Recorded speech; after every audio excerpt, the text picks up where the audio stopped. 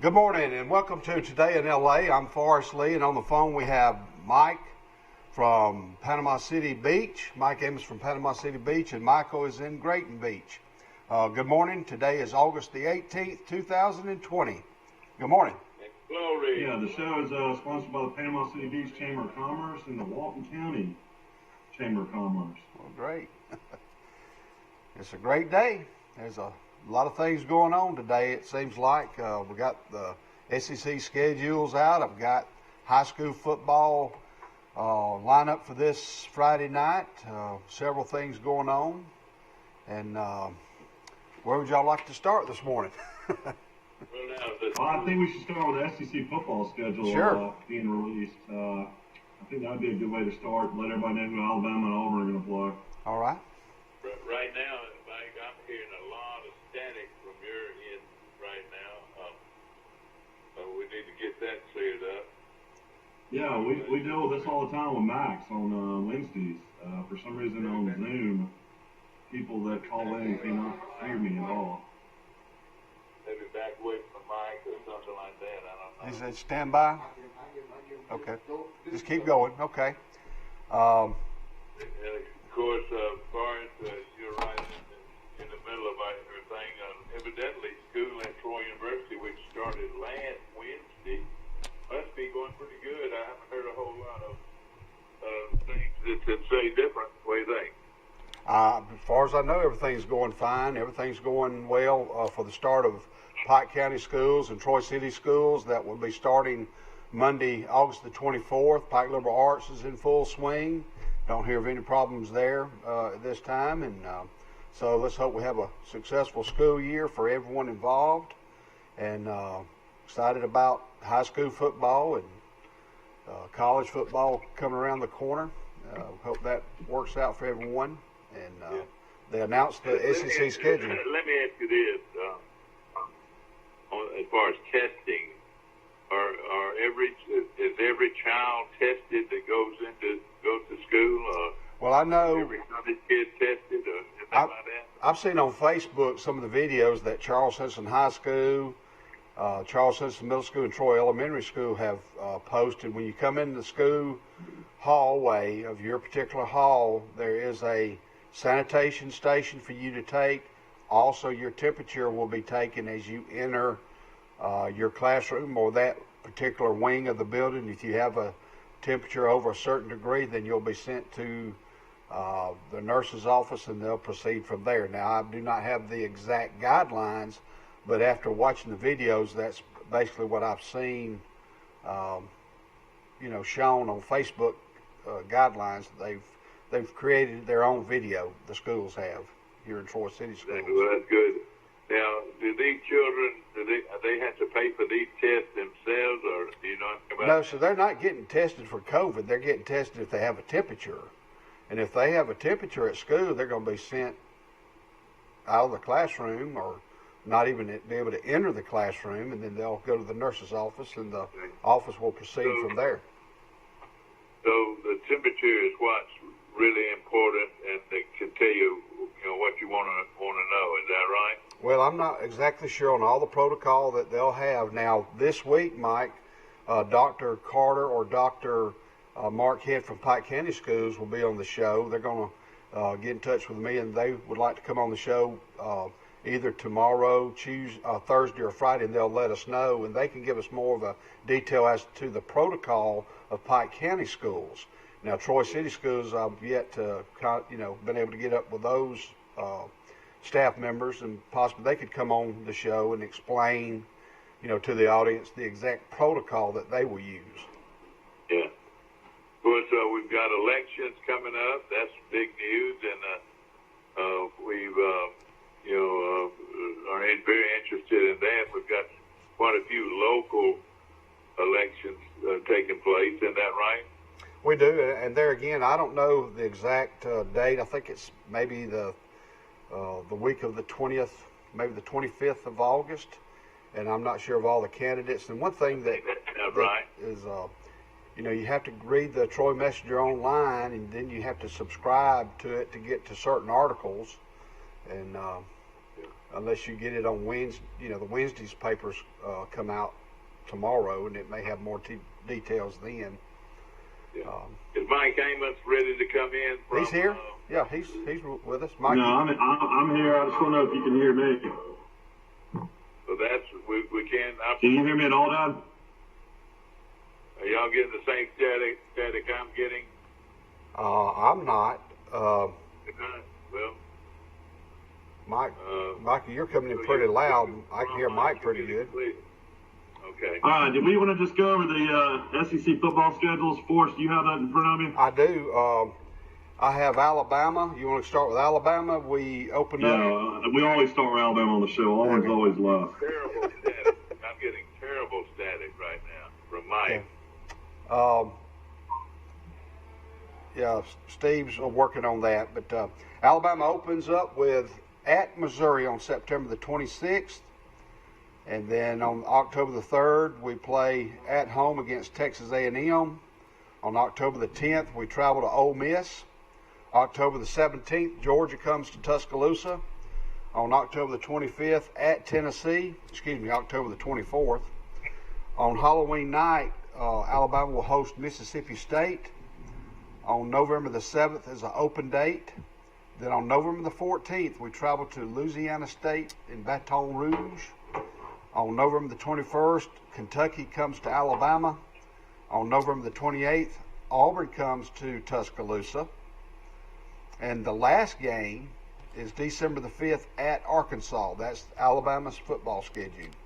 Yeah, how crazy is that Alabama's going to finish with Arkansas and not Auburn? When is the last time that's ever happened? It's been a long time. Long time. What is that now that he just said? Auburn will not be the last game. Arkansas is the last game of the season for Alabama's regular season. And that normally is the day of the playoff game, and so they'll move that up a day. Is that right? I'm not sure about the playoff. I hadn't read. No, the SEC championship's not until the 19th, so there would be a bye week. So you'd have 2 weeks to get ready for that. You have 2 weeks to get ready for it. So what day would that be? December what? That would be the 19th. 19th of December. Okay, so that'd be the 19th when you'd have a playoff. Right. Now, that's where you'd have the SEC championship. Yeah, that's right. Normally your bowl games start that week, Mike. I want to say normally around the 20th. So you really just set back as far as the regular schedule about a week, it looks like. Yeah. Normally the Camellia Bowl and the New Orleans Bowl, which are both Sun Belt bowls, are on the 19th. So those games you would think would probably be pushed back. So the Camellia Bowl would be on the 19th? We're not sure. We're not sure just yet. Okay, I got you. Okay. The biggest thing I look at this about Alabama's schedule, though, it's going to be extremely tough. I mean, I think they'll blow Missouri out. I don't think there's any doubt about that at Missouri. And then you're going to come home and play a Texas A&M team that some people have ranked in the top 7. Then you're at Ole Miss. You know how bad Lane Kiffin wants to beat Saban. And then you're at home against Georgia, on the road against Tennessee. I mean, that right there, that stretch of 4 games is going to be extremely tough. Early. And I mentioned, those 4 opponents, A&M, Ole Miss, Georgia, and Tennessee, those are 4 disciples of Saban that he'll be coaching against. And yeah, that's correct. We have another line. Can we do that? Let's see. Yeah, let's try this. Yeah, you can. I'm on Zoom. All right. Hold, please. Good morning. Are you with me? All right, I'm calling in. Hang on. This will help out static a little bit. Mike, come in there in here to me now. Well, let's see. Can you hear me now? Yeah, I hear you, but I want to see if I can hear Mike. Mike, can you hear your dad? Yeah, I was just talking about that 4-game stretch. Right. It's going to be extremely tough Yeah, for he can hear Alabama. you. Starting Okay. from Texas A&M at home. Right. It's still pretty rough, but maybe we'll find it. Well, do I need to get off Zoom and just call in? Are you here? I got you loud and clear on this end. Yeah, something's going on with the phones. We can have this every single time. Okay. We'll just try to relay everything to Dad, what I'm saying. Okay. Well, right now, you two go ahead, and we'll check back with you later. Okay. Well, no, you stay on. I mean, we'll basically just try to. All right, that's. I mean, what do you think? What do you think about the Alabama schedule? How many home games? 5 home and 5 away. Is that where it is?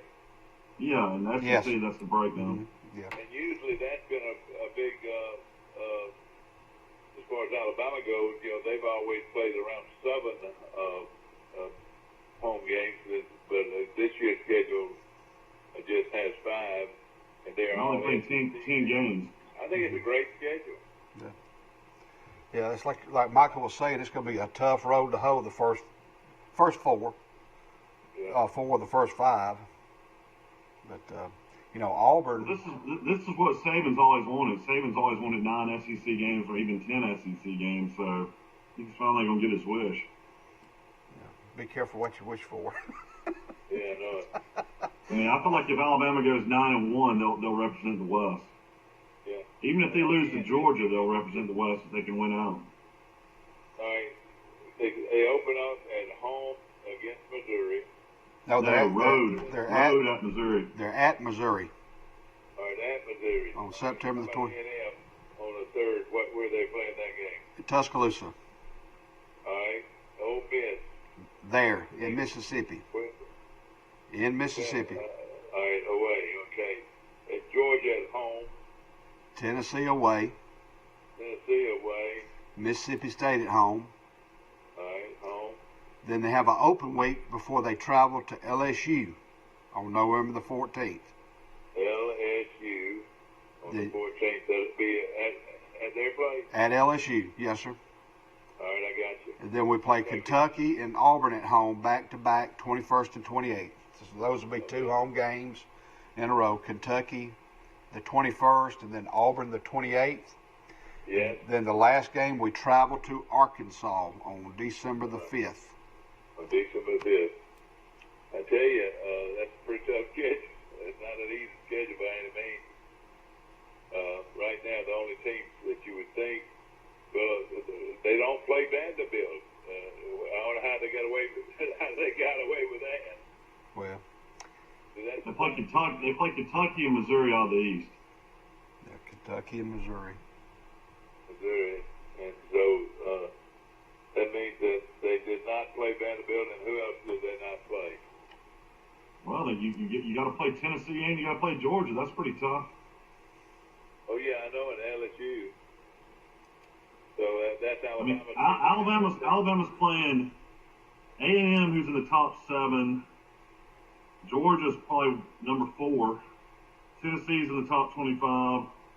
Auburn's in the top probably 15. LSU's in the top 10. I mean, they're going to play at least 5 to 6 teams that are going to be in the top 25. What about Kentucky? Kentucky's in the top 25 as well. I forget about them.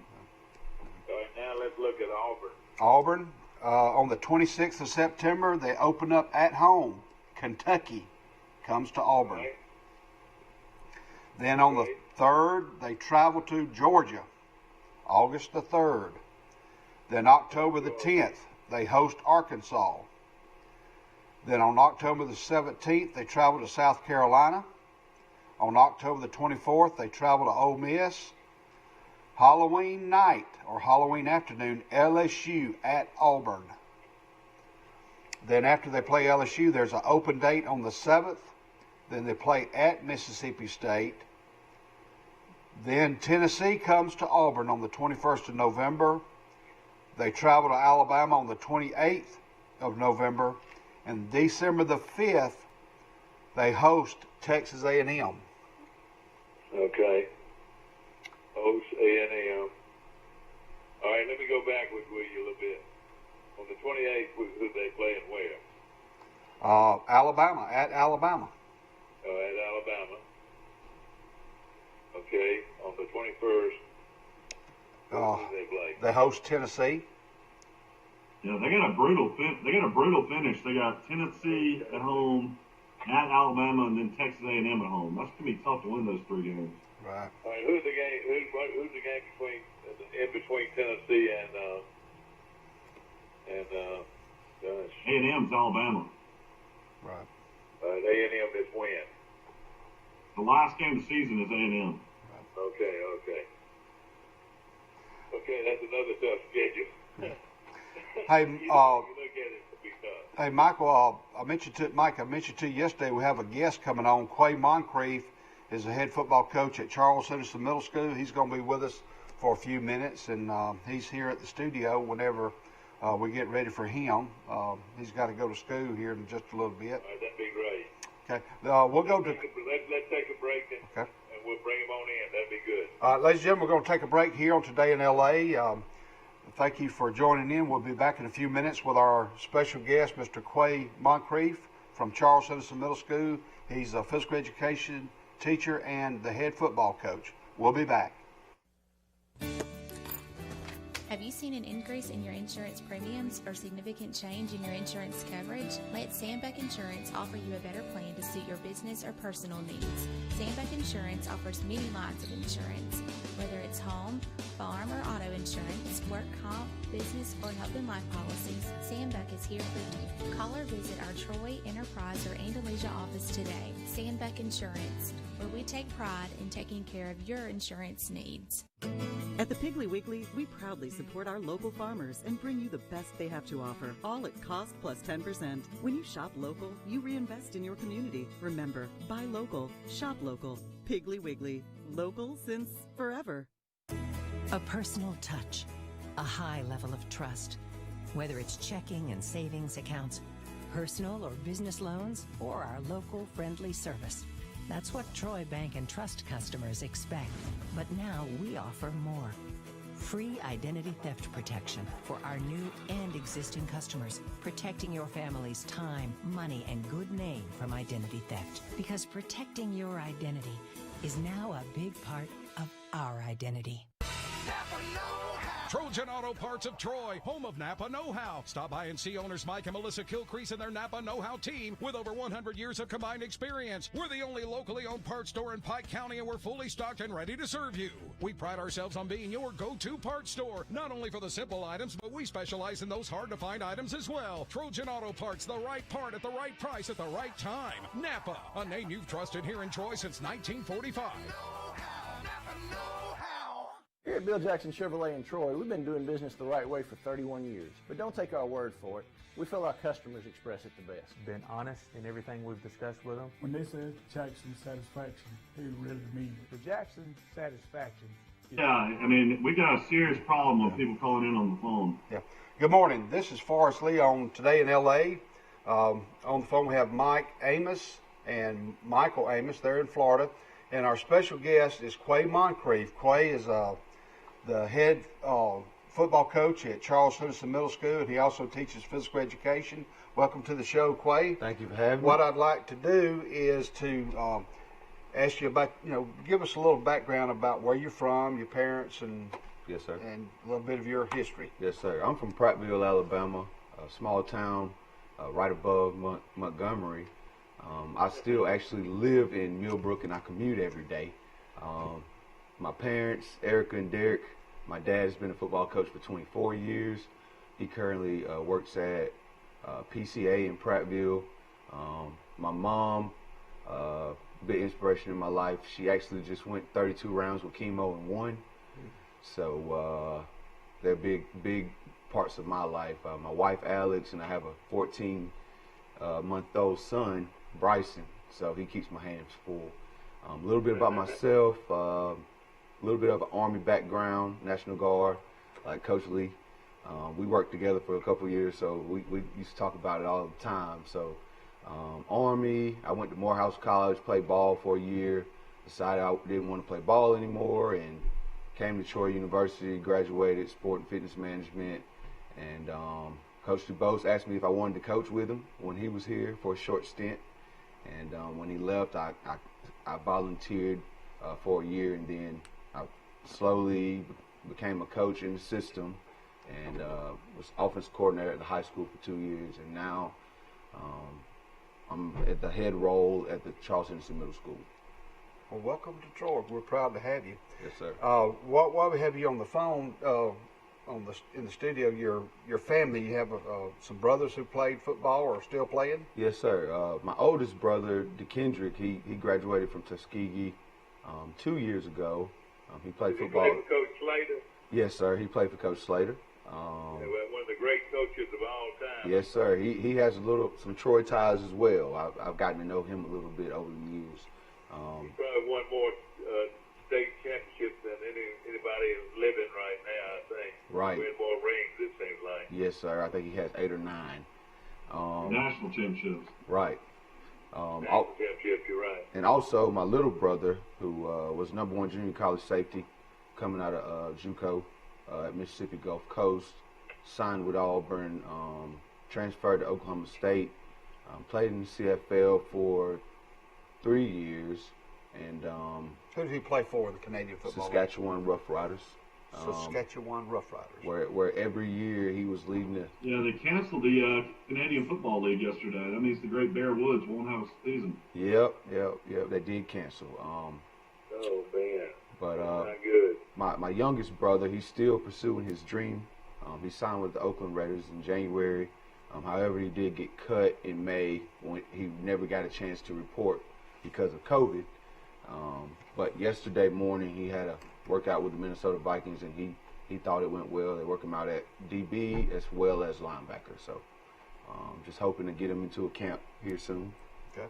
Well, what are some of the things that you're having to deal with at the middle school, or some of the protocol that y'all have to go through as far as physical education and athletics and all that, Quay? Well, we're still trying to get through those murky waters for physical education. It's going to be a lot different this year. A lot of the kids like to come in and play basketball, and play football, and play soccer, but we can't do any of those things this year.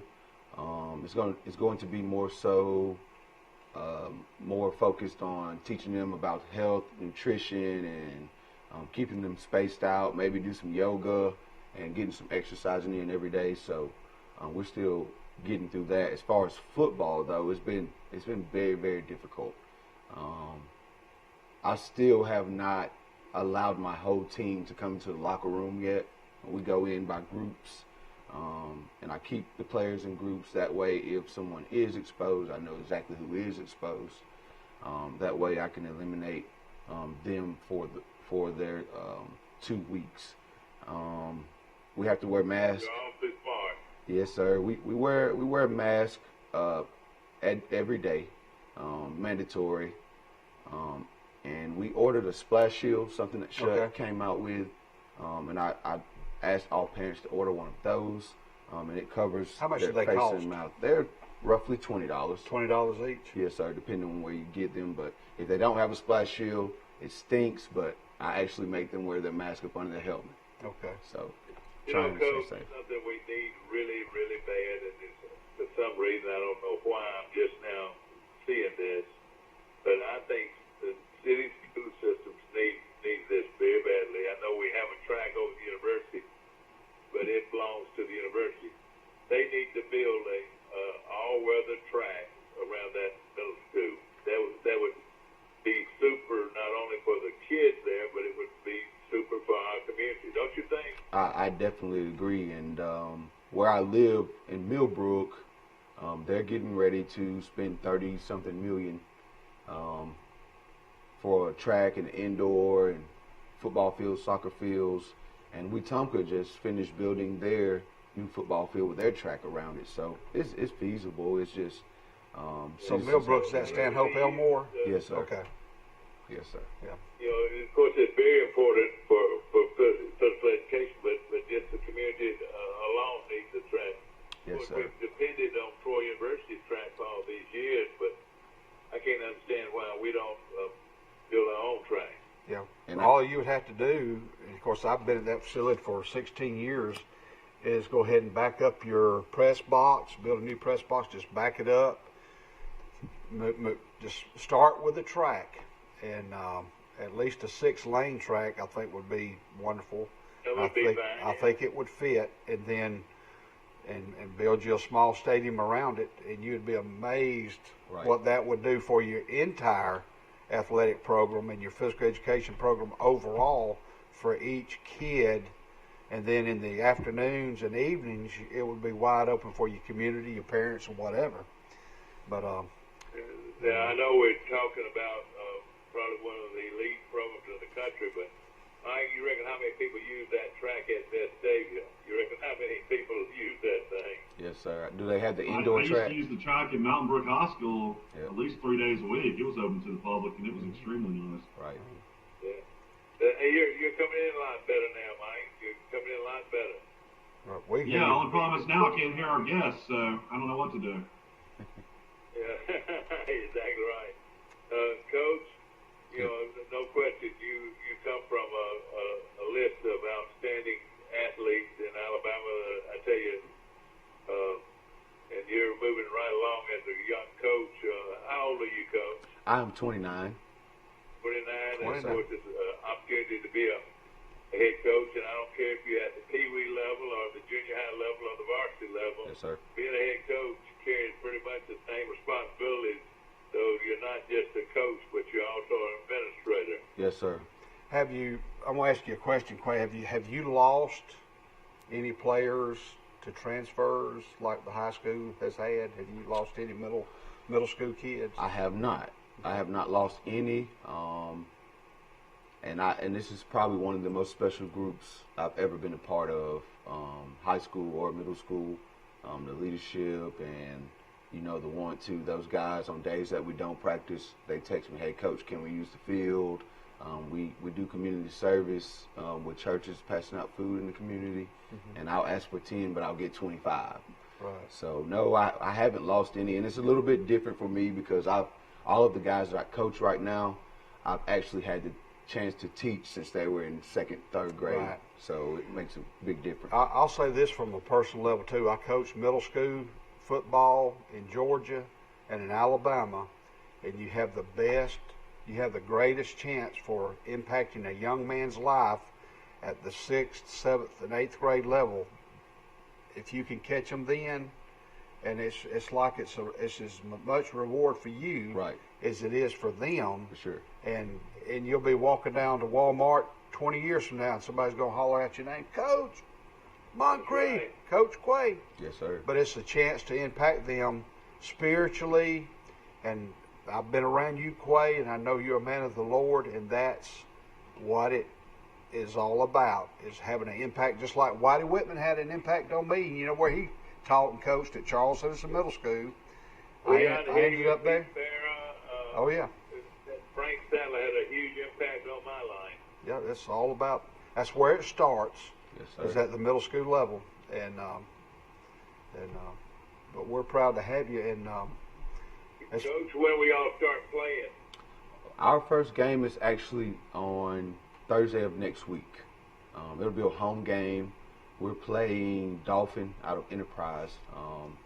Got to stop the single wing offense. So it'll be interesting. We started working on them on yesterday. Today will be a huge day for our defense at practice. So we have to stop that single wing, though. Stop them from running the ball. If we make them pass it, get up by 14, we'll be fine. Okay. Yes, sir. So you play that game at home on the way, on the road? We will be at home at 5:30 on August 27th. Yes, sir. 27th. Okay, that's wonderful. Yes, sir. And I'll do my. With a football team comes the cheerleader squad. Are y'all gonna have a cheerleader squad? Yes, sir. We do. And actually, I just got an email from the state earlier last week about the cheerleaders having the social distance on the sidelines and can't be inside of the fence. But luckily, we have our walkway between the fence and the stadium. So we're gonna make sure they're adhering to the rules. And will they be able to travel? I'm just guessing here. You probably will not be able to have a indoor pep rally. Is that right? I assume we will not, and I'm fine with that. You know, as a coach. See why not? All you have to do is just everybody wear a mask. Yeah, but you know, all they have to do is just walk down to the be able to have your pep rally? We could have one outside. But we were trying to cram 300 students into the gym. We always overflow. We'll have students sitting on the floor and everything like that. So if we do, outside probably would be our best bet. But we even have to social distance during the football games. They expanded the players' box from the 10 to the 10. The coaches still have to stay inside the 25 though. So it's going to be a lot different. From water bottles, we can't provide those. They have to provide their own. So it's going to be a lot to get used to. Yeah. Now y'all have a. If you, I know I'm talking ahead of everybody, but if you'll have me some rosters down there on Thursday night or Thursday afternoon, we'll see about maybe possibly taping the game and showing it at another event at another night. How about that? Yes, sir. That sounds great to me. Sounds great to me. You and the coach to be able to look at your team on film, wouldn't it? Yes, sir, for sure. Now, will y'all have a 6-game schedule with playoffs? Yes, sir. We have a 5-game schedule with playoffs. So in our league last year, we added Dothan Prep. What is Dothan Prep? That's 7A. So that's for Dothan. They call it Dothan Prep Middle School. Dothan Prep Academy. Dothan Prep Academy. Yes, okay. sir. And they're 7th and 8th grade like we are. But they'll. That's a pretty strong program. Yes, they'll be a really big, strong program. That'll be a great game. They come to us as well. I'll get you all a schedule. That way y'all know home games. We listed it yesterday. We talked about it yesterday, but I don't have it with me now. I'm trying to pull it up. But, yes, sir. But we have a lot. We have only two away games, and and I'm thankful that I did my schedule like that because we may have to take 3 or 4 buses to a game just to fit 40 just to spread 40 them out. Kids to spread them out. So That's right. yes, you sir. play Andalusia, I saw. Do you Yes, play sir. Greenville and Andalusia? We play Greenville, Andalusia, Coppinville, Dothan Prep, and Dolphin. Enterprise, Right. Enterprise. Yes, sir. And Dolphin is as well. I'm glad you were able to add Andalusia. I always loved playing Andalusia. It was always a war. Oh, man. They'd win one, we'd win one. They'd win one. Same with Greenville. And we lost to them by 6 points in the playoffs to go to the championship last year. Yep. Something y'all really will get a kick out if y'all play. Are y'all gonna play at Andalusia or at home? Yes, sir. We play at Andalusia. Yep. You're gonna see a brand new stadium. It is beautiful down there. Yep. Yes, sir. I've got the schedule here. I've got the schedule pulled up. They will host Dolphin on the 27th. Then they will travel to Andalusia on the 3rd of September. They'll be home against Dothan Prep on September the 10th. On September the 17th, they'll travel to Enterprise to play Coppinville. On the 24th of September, they will host Greenville for homecoming on September the 24th. Will y'all still play Bullitt County, or is that? Yes. And they'll play Bullitt County at home on October the 1st, and then the 8th, and after that it determines here on your record where you'll play in the playoffs. Yes, So sir. that's a pretty good schedule. You can play 6 with the possibility So of playing 8. is he also helping out with Charles Mission High School? No, sir. I do not. No, sir. I don't. I always found that when you're doing the middle school 100%, you need that Friday night to cool your jets, go home and see your family, or go to the game or whatever. But you have your hands full at the middle school when it talks about, eligibility starts at the 7th grade. He's responsible for seeing every birth certificate. You can't trust what you see on file on the computer. It's a lot. You've got to get the physical. They've got to sign up for concussion protocol. They got to take that test. They got to take the sportsmanship test. Yeah. Not only football, but he has to do help with the cheerleaders. He's got to help with basketball, football. Any 7th grader who starts, they are responsible for getting them in the system at the Alabama High School Athletic Association. Then, and he's the type fellow, he's going to do physical education first. Athletics will be second. and then football comes third, and he does it in that sequence, he's successful, and that's the reason why. And he cares as much for every kid in physical education that he does for football, and that's how he's going to go to the mountaintop. I hope so. Coach, you probably won't dress out for PE anytime soon, though. Is that true? We're actually looking into how we will, and if we do, it'll be a situation where we're only allowing at the most 5 kids in the locker room at a time. So that's going to take half of the class period dressing in and dressing out. So we're not sure yet. We're still working with Nurse Melissa, and she's helping us every step of the way, myself and Coach Smart. And that's something we're covering throughout the rest of this week. Who are some of your coaches, Quay, that will be helping you? My coaches, Coach McKinnon, Stephen McKinnon, he's been there since Coach Lowry was there. Okay. He was my defense coordinator last year. And he has the DBs. Coach Fred Burden, he works at the high school. Frederick Burden, we know Fred. Fred Burden, and he works at the high school, and he coaches inside linebackers and D-line. And I have Coach Griffin, Reggie Griffin. He graduated from Pike County. He coaches defensive backs as well. And I have Coach Emil Jones. He's my offensive coordinator. He was my quarterbacks coach at the high school. Okay. Yes, sir. You got a good staff. Yes, sir. Well, have you got to go anytime soon? Or what? Oh, I got to go in about 10 minutes. Okay, just got a few more minutes. Have time to hang out a little Coach, bit. let me ask you this. Of course, a lot of Moncrief came out of Prattville High School. Who coached you at Prattville? When I was a freshman, from my freshman year until my junior year, it was Coach Bill Clark, who was at UAB. See, so you were one of the guys that coached, one of the many guys that coached under Bill Clark. Yes, sir, and I was fortunate enough to have him for 3 years. I was the only freshman on varsity, so he moved me up to play quarterback, and so I learned from him at an early age, and I got to learn from his dad, the great Coach C. He's a legend within himself. Rush Prost and Coach Clark, that's the tree they come from Coach C. So you're right, no question about it. Folks, Bill Clark is the head football coach at UAB, University of Alabama, Birmingham.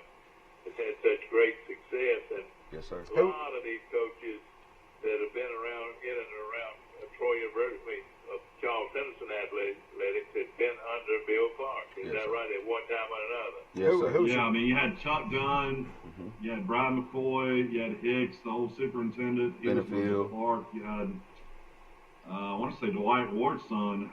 I can't even think of his name. The older son was there. Coach Benefield. Clark. And of course, you had Jamie DeBose from the School of Troy, great coach. Pretty good coach. All those guys are Clark guys. And Coach Dubose was my offensive coordinator in high school until my senior year. He became the head coach when Coach Clark went to South Alabama. So. And let me tell you something very important, Coach. I've been around a long time. In football coaching, it is who you know. For sure. And Coach Moncrief, you know a lot of good people that could help you elevate your career. Yes, sir. Yes, sir. I reckon you realize that too, don't you? Yes, sir. And I try and keep in contact with those guys and get guidance and mentorship from them. And anytime I need anything, question, or they always help me out and they're willing. Yes, sir. Mike, did it all come from him, or did it come from the old Hoover coach, where all this started? Who, Coach? It actually. Rush Probst, I think, and Clark had a relationship that Probst had his own guys too. Jeremy Pruitt, Tennessee coach, the Probst guy. But Clark, Clark's dad was a high school coach. And they both started under Coach Clark's dad. Blood. Yeah, they both started under Coach Clark's Clark went dad. to South Alabama under Joey Jones, and he left South Alabama and took the head coach job at Jacksonville State. Yes, sir. I think he went to the third round of the playoffs and won AA that year, and then after that, he got the UAB job. Right now, that is one heck of a football coach. It is Bryant Vincent. He came out of that same system. Yes, sir. Right? Isn't that right, Mike? Yes, sir. And Coach Clark. Clark. Yeah, Bryant was the head coach at Spanish Fort and Greenville, and he coached on that South Alabama staff before. Well, he's on the Where's he at now? Coordinator UAB. Yeah, he's coordinator at UAB. Maybe. Okay. Yes, sir. I mean, Clark makes $1.6 million at UAB. Yeah. Yeah. And of course, boy, I tell you what, Coach, it's been a pleasure to have you on our show, and we will try to come down and do some of your games, broadcast some of your games, so these kids and parents can see their kids play ball. And I know you'll have them ready. There's no question about that. Yes, sir. And I appreciate y'all having me, and y'all won't be disappointed in the product we put on the field. And we bleed orange and blue of Charles Henderson High School. You know that, don't you? Yes, sir. Yes, sir. Well, the thing that caught my attention. You're the feeder program. Well, the thing that caught my attention, Mike, is Quay he's having those guys do community service, and he's known these kids since they were in the second grade, and he's a tremendous role model for them in physical education and at school and on the football field, and as it relates to life in Quay. We wish you the very best, and thank you for what you do. And if there's anything you need, you can call Mike or myself or Michael, and we'll be glad to help you. And thank you for coming. Y'all have a great week, and good luck this school year in all aspects and what it covers. Yes, sir. I appreciate y'all having me today. You can take this number down. It's very easy to remember, 670-0052. Yes, sir. And after the day after every game, give us a quick call in, and 10 minutes, 5 minutes, 10 minutes, and give us sort of a rundown of what happened. And we love to promote your program, and make people look forward to hearing from you every week. Yes, sir. I appreciate it, Mike. Well, ladies and gentlemen, we're going to take a break. We've had our special guest, Quay Moncrief from Charles Henderson Middle School. Thank you, Quay, for coming. Yes, sir. At this time, we'll take a short break for our sponsors. We've been doing business the right way for 31 years, and now we've approached a year at the all-new Bill Jackson Ford. But don't take our word for it. We feel our customers express it the best. I would recommend Bill Jackson to friends and family. Environment was just friendly. It's a short drive from anywhere. At the Piggly Wiggly, we proudly support our local farmers and bring you the best they have to offer, all at cost plus 10%. When you shop local, you reinvest in your community. Remember, buy local, shop local. Piggly Wiggly, local since forever. Troy Cable Security Wi-Fi doorbell camera allows you to answer the door from your smartphone when you are at home, at work, or on the go. When a visitor presses the button, Troy Cable Security sends a live video feed to your smartphone so you can see, hear, and speak to the person at your door. With the doorbell camera, you can have your porch light turn on automatically when it detects motion at night to create the appearance that someone is at home. You can view video clips so you can always know who stopped by when you are out. Troy Cable Security. You love them, protect them. Here at Bill Jackson Chevrolet in Troy, we've been doing business the right way for 31 years. But don't take our word for it. We feel our customers express it the best. Been honest in everything we've discussed with them. When they say Jackson satisfaction, they really mean it. The Jackson satisfaction is real. At the Piggly Wiggly, we proudly support our local farmers and bring you the best they have to offer, all at cost plus 10%. When you shop local, you reinvest in your community. Remember, buy local, shop local. Piggly Wiggly, local since forever. Mike, are you on two lines? Big Mike? Yeah, I'm on. I don't know what. We're back, ladies and gentlemen, on Today in L.A. I'm Forrest Lee, and on the phone we have Mike Amos, and I think Michael may be calling in. How you doing down there, Mike? I've got... Fine in Panama City. Yeah. The sun is coming out right now. Beautiful ocean, clear water. For you folks that still got a few more days, and you folks that go to the public schools in Troy, they don't actually start until the 24th, and I want to say that's this next Monday. Is that right? Yes, sir. I've got Friday night football scheduled for this 21st day of August coming up, if you'd like to hear that. Tell us about it. All right, we got Eufaula is at Carroll, and I believe that's going to be televised. I think that's going to be televised by TV2 here in Troy, Troy Cable 2. Wicksburg at Headland. All right, here's Mike calling in. I'm going to try to get him. He's calling in. All right, hold please. Can you hear me, Mike? Yeah, I'm on. Okay. You got me, Mike? Let's see.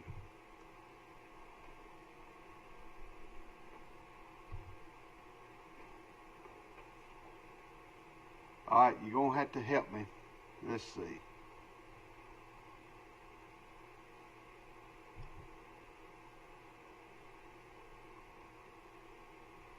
Can y'all hear me now?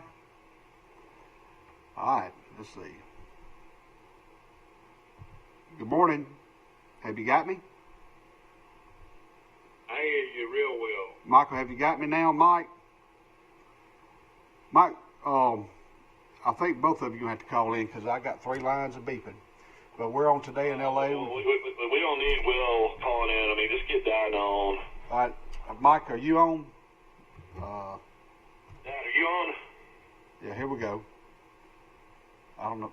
Mike's on line 2, I believe. We got y'all? Can we hear me now? I don't think Mike is on. Yeah, I can hear you real well. Calling in from West. Okay, there's Mike. Mike's on. Conference. Hopefully we'll get Mike's on 3. Right now.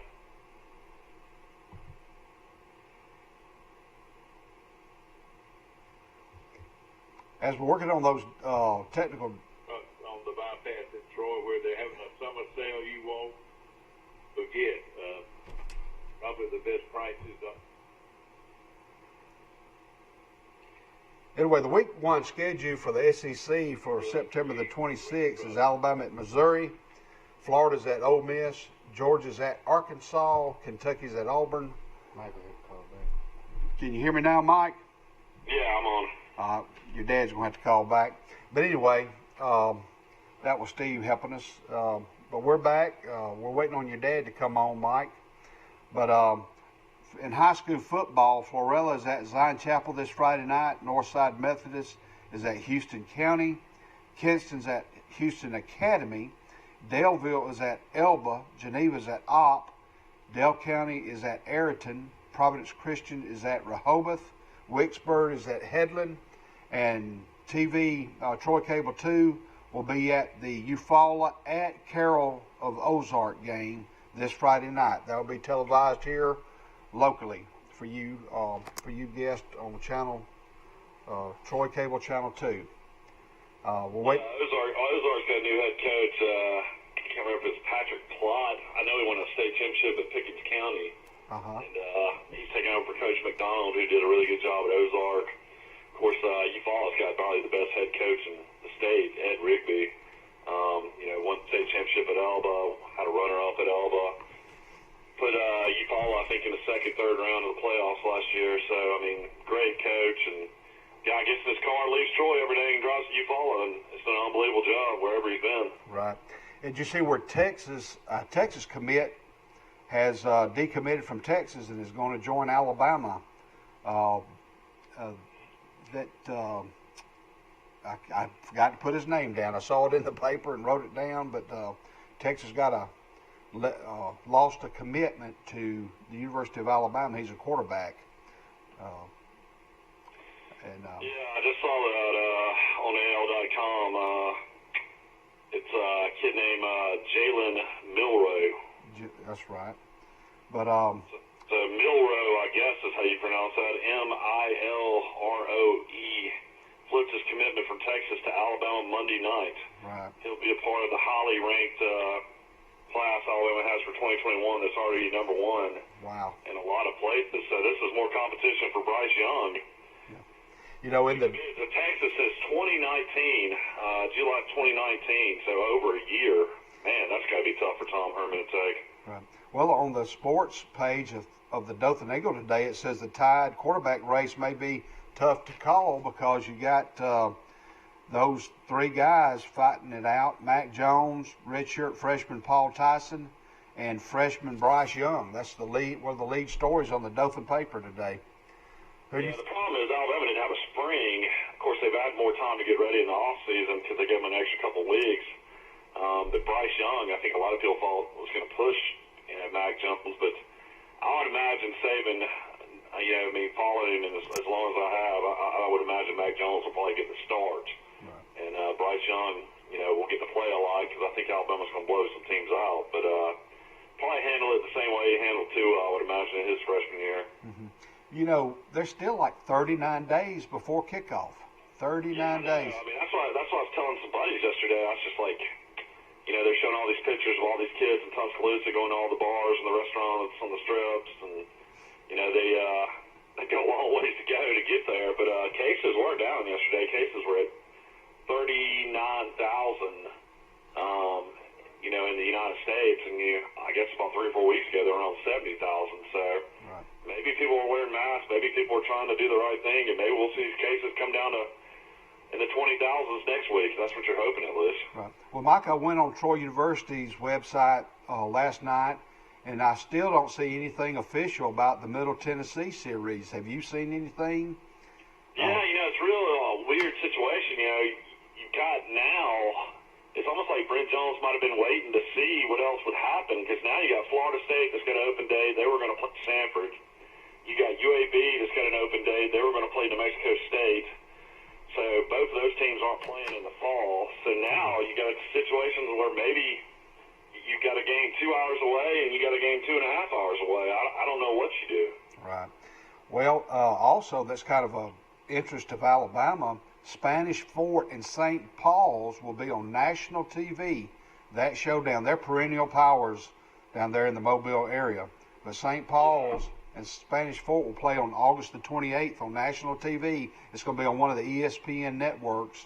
They're not sure which one yet, but they are super excited down there in that part of Alabama. So that will be nice to see. And, of course, Charles Henderson has played. Dad and I are close to that program. Brent Betzel, my cousin, has been coaching with Ben Blackman down there for a long time. And we follow Spanish Fort. Of course, Brian Blackman is the special teams coordinator at Troy University under Chip Lindsey, and of course was a head coach at Opelika High School before that. And both Ben and Brian went to Troy. Ben actually played backup quarterback at Troy. I think he walked on and played two seasons as a backup quarterback. So I know all those guys well. Also, I've got the preseason #1 picks for the Alabama High School Athletic Association. In 7A, Thompson is ranked 1, Dothan is ranked number 8, in 6A, Oxford is ranked number 1, Eufaula is ranked number 7. These are the preseason picks. In 5A, Central of Clay is ranked number 1, number 7 is Andalusia in 5A, in 4A is American Christian is ranked number 1, in 3A, Piedmont is ranked number 1. At 4 is Montgomery Catholic, and at 7 is Pike County, and at 9 is Reeltown. In 2A, of course, Leroy is ranked number 1.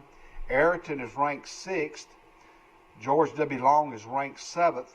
Luverne is ranked 8th. So in 2A football around here, there are a lot of powerhouses in the top 10.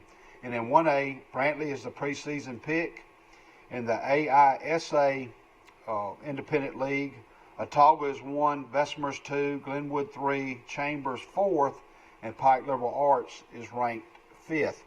And if Clay County wins the state championship, that will be Danny Horn is going for number 9 state championships. And I've got some stats on that, and you would know these names. At number 1 for the most wins in high school football in Alabama, Buddy Anderson at Vestavia Hills has 342 wins. Number 2 on the list is Terry Curtis from UMS Wright in Mobile. He has 317. At number 3 is Houston Academy's Jamie Riggs with 313. Of course, most of those. Teams at T.R. Miller. That's right, at T.R. Miller. And Danny Horn has 312. So Danny Horn. I think Horn coached Jim Jackson in high school. Yeah, or maybe they grew up together. Yeah. I know there's a connection there. Right. Jim either played for him or played with him growing up. I can't remember. Right. Well, in high school football, it says Terry Curtis and Danny Horn are tied with 8 state championships. And so that's a little bit of a rundown. Horn left Clay Central, or Central Clay, whatever their name is now, and went to Benjamin Russell and didn't have a whole lot of success, and then came back home. And I think won a state championship either last year or the year before. Is that right? I believe that's right. I believe it was last year he won the championship. You know, it's going to be interesting to see what happens with Charles Henderson. I mean, I don't know. I think they got 8 games or 9 games now. You Also yesterday you mentioned Dothan being ranked. Dothan now is under COVID-19 coronavirus quarantine for 2 weeks. They're not going to be able to play for 2 weeks. Right. And their big marquee game against Hoover has now been canceled. All right, let's see. Your daddy's trying to call in, see if I can get him. Okay. All right, let's try it again. I'll put you on hold. Can you hear me, Mike? Yes, I can hear you. All right, well. let's see if I can get you, son. Y'all with me now? Yeah, I hear you. Mike? I hear you. Great, great. We got Mike and Michael on the... We're both on the phone now. I couldn't stay on Zoom. I couldn't hear the guest. I didn't hear one word that came out of his mouth. Hey, Mike, we were talking. Michael was, Dothan High School has had to cancel their first 2 games because of COVID. They won't be able to play against Hoover, and they also will not be able to play against Parks Crossing their first 2 games because of COVID. That's not good. If they have to stop these games after being tested like that, I don't see how they can get it going. Well, the problem is you run into so many depth issues in high school. A bigger school like Dothan, it seemed like it wouldn't be that big of a deal, but any guys that were in contact with the people that test positive had to go into quarantine as well. So I think there's over 8 people involved. And then, of course, at Vestavia, Buddy Anderson, and Vestavia is not going to play Homewood or Mountain Brook, 2 huge rivalry games because of the head coach and his wife having COVID. And the head coach interacted with the whole team. Wow. So it's just a mess when it comes to stuff like that. Now, in big-time college football, you got more players and you got to still have a chance to play. If Alabama loses Mac Jones, they've got backup quarterbacks.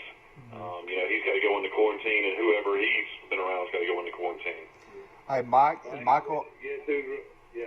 I've got the week 1 SEC schedule of everybody. If y'all would like to hear that, it's the week 1 of September the 26th. Alabama opens at Missouri, Florida at Ole Miss, Georgia at Arkansas, Kentucky at Auburn, Mississippi State at LSU, Tennessee at South Carolina, and Vanderbilt at Texas A&M. That's the opening schedule for September the 26th. To see that Mississippi State LSU game, Mike Leach can score points, one of the best offensive minds in the country. And then he's got KJ Costello, who started 2 seasons at Stanford as his new starting quarterback at Mississippi State. I'm not going to say it's going to be an upset, but I wouldn't be surprised if Mississippi State played them tough. The SEC has just bolstered their coaching staff when you added Kiffin and Leach. I think the SEC's loaded with great coaches. Those games are scheduled for the 24th of September. The 26th. 26th. 26th. Gosh, we're looking at over a month away. It's about. Mike, have they finalized their schedule yet? No, Forrest and I were talking about that when you were off the air, but still really interesting to see what's going to happen. Brent Jones is not committed to Middle Tennessee State. The Middle Tennessee State athletic director comes out, and there's a big article on AL.com. It made it national headlines, was on ESPN.com, and still nothing has happened. And then I told Forrest, Florida State's down the road. Their game against Sanford has now been canceled because Sanford's not going to play in the fall. And then right up the road in Birmingham, UAB was supposed to open the season with New Mexico State. And that game's now been canceled because New Mexico State's not playing in the fall. So you got a team 2 hours away that's a rivalry game, and then you got a team that, as far as a fan base, would go crazy if they played Florida State. I don't know what's going to happen. I don't know how you could probably look to see how UAB. Wouldn't it tickle you to play UAB twice? Wouldn't that be something? Well, the problem is now is I guess you're still trying to have a home game, so that's what Brent Jones is running into. You want to have as many home games as possible, and that's right. That was UAB's home game against Mexico State, and that was also Florida State's home game against Sanford. So I don't know how it'll work out as far as if you wanted to have a home game. Now, if you wanted to make some money, that would be 2 big money games. You would have Florida State and BYU, which you'd make money off both of those. But and you know what? I think they could beat Florida State too. I don't know, man. Florida State's still loaded with talent. I just don't think they had the right coach. I just wanted to see what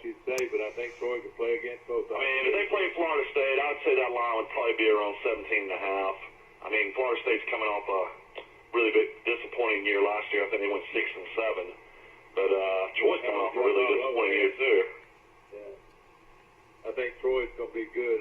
Actually, Vegas, I don't know. It might go up into the 20s. What now? That line might go up into the 20s, before kick. If it does, man, so there's going to be a bunch of Troy folks getting rich. They're not very good, Mike. They're not that good. Yeah, but you got to realize how much talent they still have. It's just a matter of getting the right coach in there. Yeah. You think they got the right coach in there? I think Norval, if I was going to make a hire, it would have been Norval or Kiffin. And I think Norval was the guy for the job. I mean, he did unbelievable things at Memphis. Yeah. Okay, but don't get me wrong. Now, Memphis had a great coach in Justin Fuentes, that went to Virginia Tech before Norval got there. Yeah. You know who Norval's receiver coach was back when he was in college? Bobby Rhodes.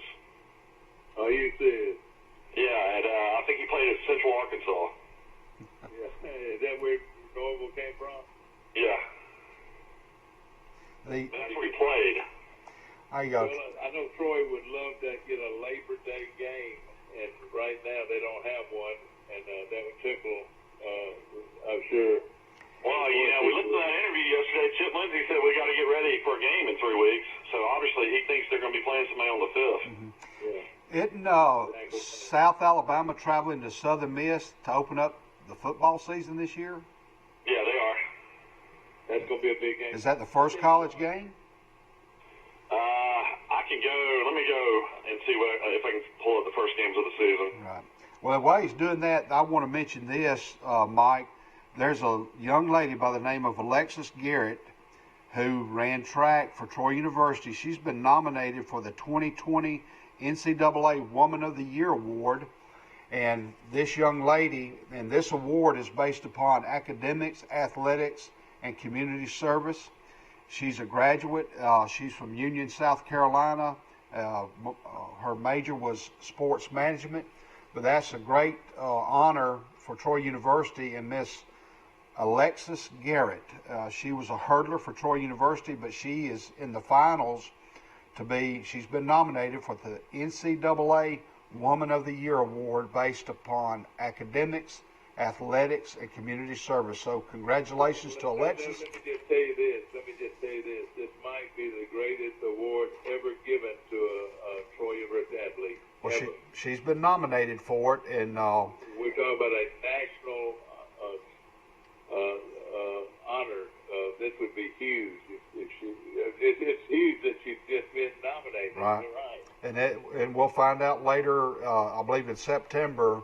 How that will how that will proceed. But they're getting nominees from each division, and she's been one of the nominees. And so, congratulations to Alexis and to Troy University. Troy Bank and Trust Company is now a $1 billion bank.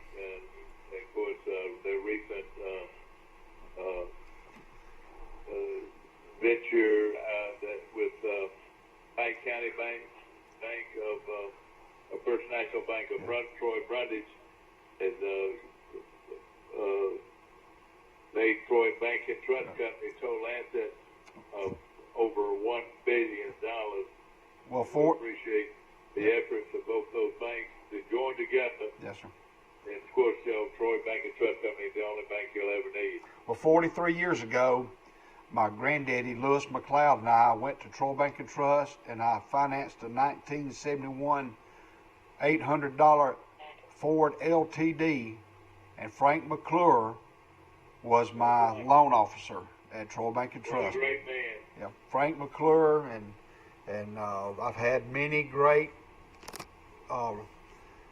feelings and great dealings with Troy Bank and Trust, and that's the only bank you'll ever need, and that's my bank, and I love them. You remember the great Magnus? I do. Magnus, he was in the National Guard. Magnus, he did some loans with him. Those guys, of course, Corley Chapman Jr. and Corley Chapman Sr. and Bill Chapman and all those folks who represented Troy Bank and Trust Company. Well, I saw Jeff Curran on the golf course in Brundage this past Sunday. He was playing with his son Joel and his nephew, and that rascal can hit a softball. I mean, a golf ball. You talk about Jeff, you remember? Right. He looked smooth when I saw him. He strikes the ball as well as anybody in Pike County. And Yeah. of course, he doesn't play much because he's president of the bank. But if he plays regularly, no telling time. He looked good. Well, when I get through here, Right now, for us, that is the start of the season. It looks like I don't know if Johnny Williams' kickoff class is going to happen anymore. Austin P. I can't remember who Austin P. was going to play. As far as a 1AA game in Montgomery, I don't know if that's going to happen at all. I But think it looks like the third would be the first game, South Alabama at Southern Miss. Mike, let me ask you this. Why do you say you don't think Johnny's bowl game will work? Well, all the 1AA schools have canceled their season because they can't play for a national championship. Okay. Well, not all of them, but the majority of the big ones. Southern's already canceled. I want to say the Ohio Valley's already canceled. I want to say the majority of the conferences have canceled in 1AA are going to play in the spring. Right. I mean, you see the SWAC's already come out with their schedule for the spring. Isn't that crazy? Really? Is that amazing? Yeah, I think they're going to play. I think they're going to play 7 or 8 games. Yeah. When will the spring game start, Mike? I'll have to go and look at Alabama's schedule. Alabama State's schedule. Is it after January 1st or what? Yeah, it was like I think they started in February. Okay. Well, I could see everybody said, well, it was intertwined with basketball, and they could move basketball back a little bit and let basketball and baseball be played at the same time. Let me see if I can find that schedule. They released 2021. Here it is. So Alabama State, of course, they're right up the road in Montgomery. They're going to start their season.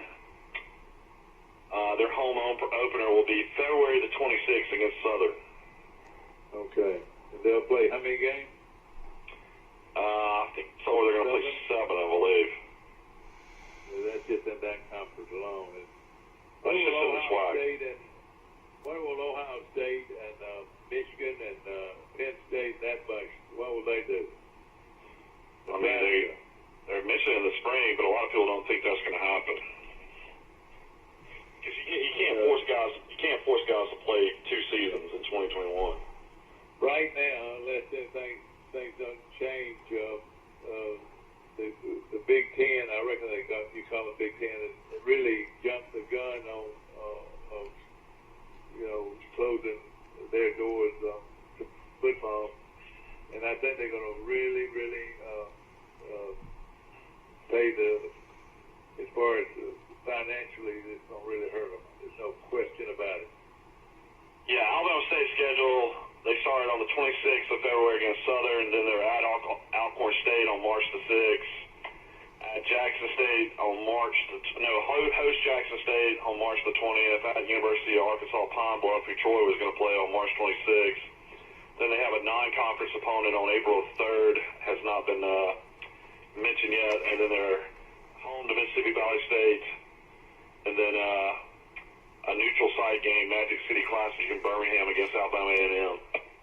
one thing I like about the SEC schedule that I've seen thus far, and I hadn't seen all of them actually on paper, but it's like you have a home game, an away, home, away, home, away. Some of them are back-to-back. For the most part, you play home, then you play away. Home, away. It's kind of staggered, which I think that's good for football. The NBA playoffs started yesterday. Did anybody watch anything? I didn't. Yeah, it started early in the morning. A guy for the Utah Jazz, Donovan Mitchell, they played the Nuggets, went to overtime. I think the game finished about 2 o'clock yesterday. All he did was score 57 points.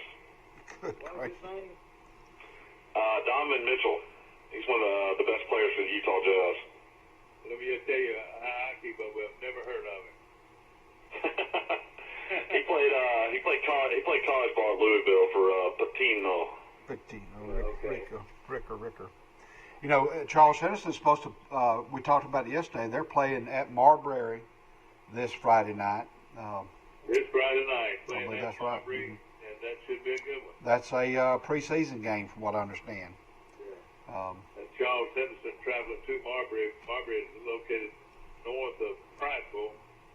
They're big 5A schools growing every day. And, a lot of people think that's why Prattville has not built an additional school is because a lot of Prattville kids go to Marbury to school.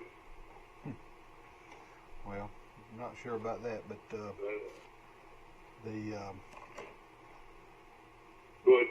Ladies and gentlemen, I want to remind huge win for the Braves last night.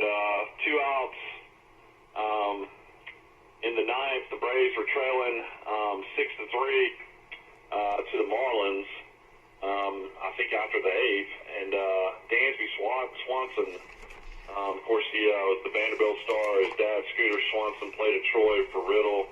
Hit a 2-run homer in the bottom of the ninth as the Braves rally from 4 runs, to score 4 runs to beat that is clutch. to beat the Nationals last night 7-6. Everybody was going crazy in the stands, but actually nobody was there. Yeah, Cooter Swanson. All those fake board pictures that makes you think they got fans in the stadium. Yeah, a walk-off home run, the big win for the Braves. They've won now 3 in a row. That's good. When are they going to let fans start coming to the game, Mike?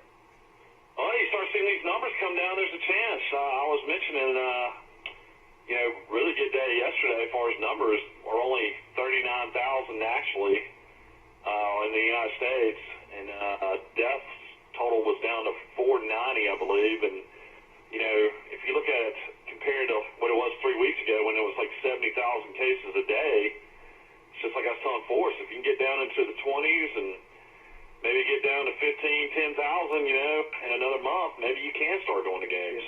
But you know whose fault a lot of this is? It's our young people that are still want to gather, still want to party, still want to be destructive. I don't know what's wrong with our young people. They feel like they're indispensable, which they're not. And let me just say this. There's a part of this country that's going to try their best to whip this virus, and then some just really don't care or either think they're immune to all of this. That's what gets me, that these are so-called educated young people that can't see the light at the end of the tunnel. We were all young once, and we all went to college, and it's just like we talked about many times before, the virus doesn't really affect the younger population.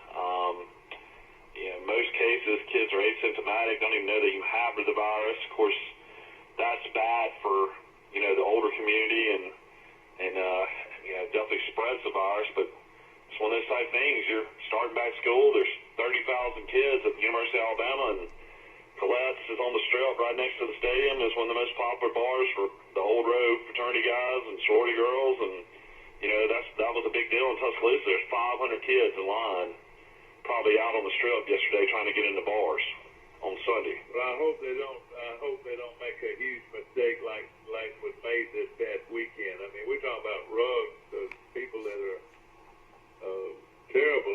52 gunshot blasts. How about that? From an area well-known Detroit people. Yeah. Ed Wilder came out, and I read an article yesterday, and the Pike County Cattlemen's Association has leased that building out for several years and has never had any kind of incident where the police were called in. And he mentioned that they have to provide their own security. Apparently, whoever had leased that facility had leased from them many times for many different events. It turned out it was a rap concert, and unfortunately, after the event was over, they had security, but apparently something else happened out into the parking lot from what I read, and it was all bad. It's one of the worst things I've ever heard of happening in Troy, Alabama. So, I don't know what's going to happen going forward. If you're going to have events out there, I didn't know you could even have events right now, to be honest with you. So I don't know how this all happened. Well, there's supposed to be no alcohol sales. Somebody missed the boat and drowned. That's about how bad it was. Well, I taught both of the. We're friends with Ed. He's been on our show many times, and of course, nobody hates him more than he does. Nobody hates him more than the Pike County Cattlemen's Association. Those are all great guys, and of course, young people today, you don't get in fist fights anymore. People just pull out their guns and shoot. it's just a different world than what you grew up in, you know. Yeah. Well, I taught both of the victims, and I'm saddened for my community. I really am. I taught both of those young men that passed away, and they both were 25 years old. And did you know them? I did, and I taught them years ago. Both of them, he just said. Yeah, I taught them when they were at the middle school, and I hate it for their families, and you know I don't know any of the circumstances, but it's their names are in the paper, the Dothan paper here today, and but anyway, those families I know are suffering, and their friends, and we are saddened, and our prayers are with the families, and you know, so a lot of these kids are local kids, is that right? Yeah, they both went to Charles Citizen. From Troy. Yeah. And you know, it happened. Well, I understand it happened around the 2 o'clock hour in the morning, and of course there was not supposed to be any activity after a certain time. Is that right? I don't know what the protocol is. We don't know any of the details when the event was supposed to be over and how long the event lasted. I mean, that's probably up to, I guess, the Pike County Cattlemen's Association. But well, again, our prayers are with everybody concerned. Just like Nick Saban always says, nothing good ever happens after midnight. I've heard that from my folks. Do you know where your kids are? It's 10 o'clock. You remember WSFA TV? It's 10 o'clock. Do you know where your kids are? Dad says that in the morning. It's 8 o'clock. Do you know where your kids are? And Dad always says, hopefully in school. But well, let me tell you this. I would vote for a curfew after 12 o'clock. Even though this is a college town, I think I would vote for a curfew. Everybody off the road after 12 o'clock. Well, that's pretty much what's happened at bars. Last call's at 11. You have to be out of the bar by 11:30, so everybody is out of the bars. Well, I think this is anything. Just shut it down after 12. Nobody has any business being out after that time anyway. Yeah. Well, on a brighter note, if you want to play golf, come to the Brundage Country Club today. I'll be there about 10 minutes till 9. We'll have plenty of carts. It's wide open spaces. It's beautiful. Or go fishing at the Pike County Lake and visit those folks over there. Get outdoors and separate. Take your kid fishing if you're not in school. And one of the most beautiful sights I saw was a young fella from Ayrton had his little girl out there teaching her how to play golf the other day at the Brundage Country Club. That was a neat sight. It is a beautiful place, and as far as you being a part of it, it's going to be much better because you really do a great job. As far as Lee, of course, ladies and gentlemen, my good friend. And did we ever go over Auburn's schedule? We did. We can go over it again. Okay. I'd like for you to go over again so I can compare the two. Okay. I know they both open up on the road.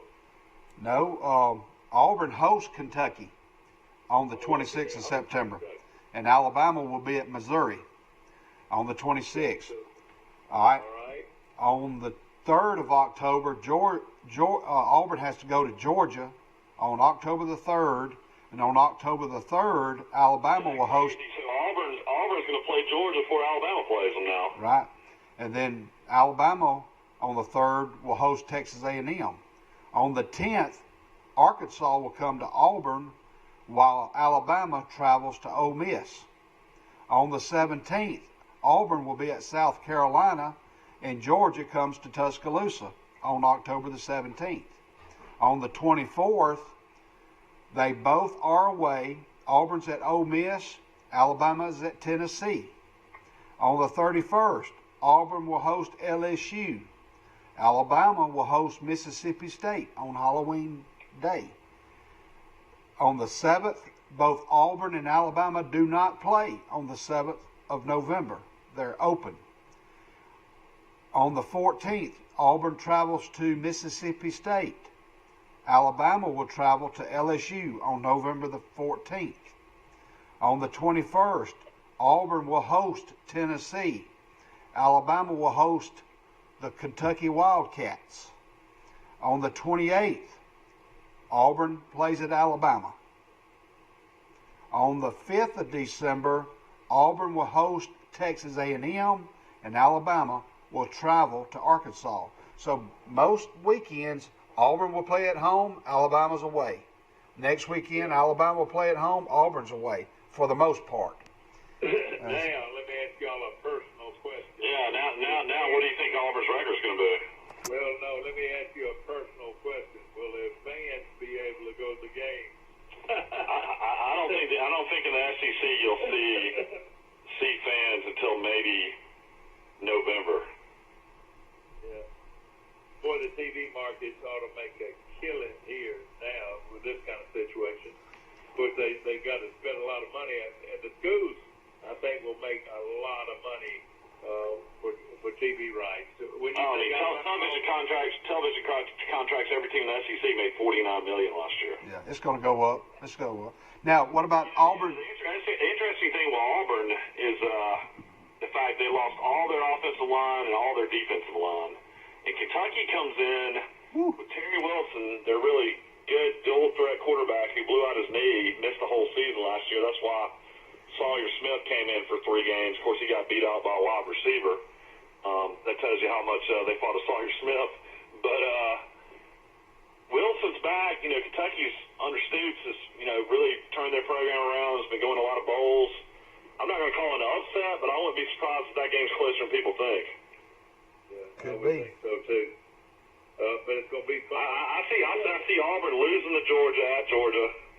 Of course, they don't know if JT Daniels is going to be the quarterback from the transfer from USC, who's 5-star, and they don't know. They brought in the former Wake Forest quarterback that started 2 years as well.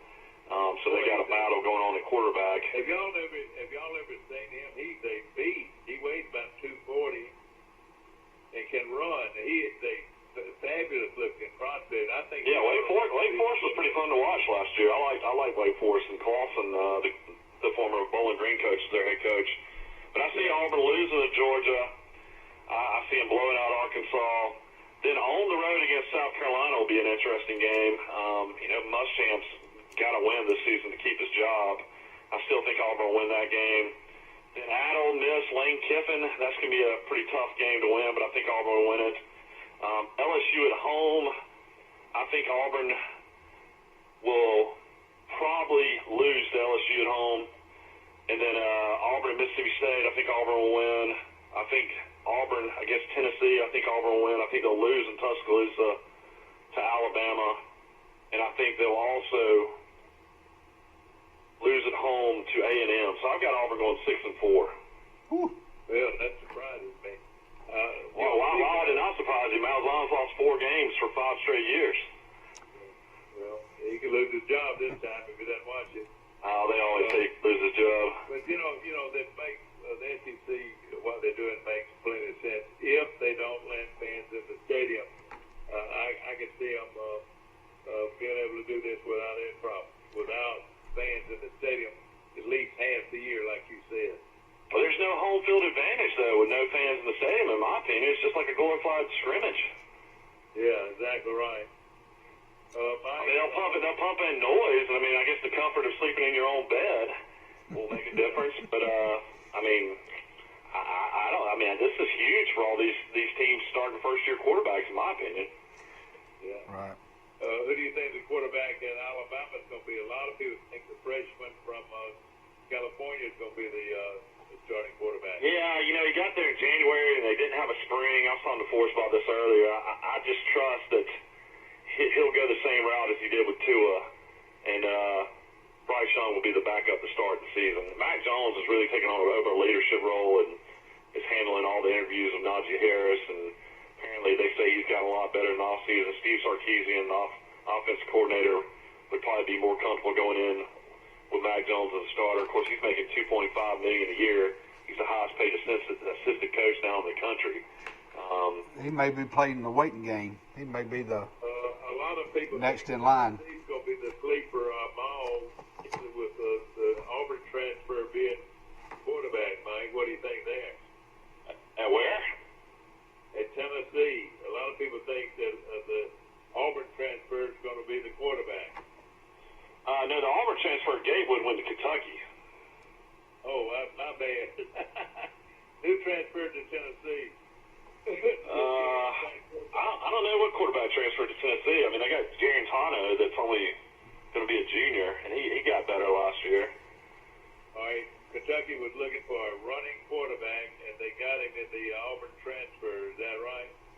you know, they got Terry Wilson, who started for 2 seasons back off of ACL. So, I mean, I would imagine they'll go with him.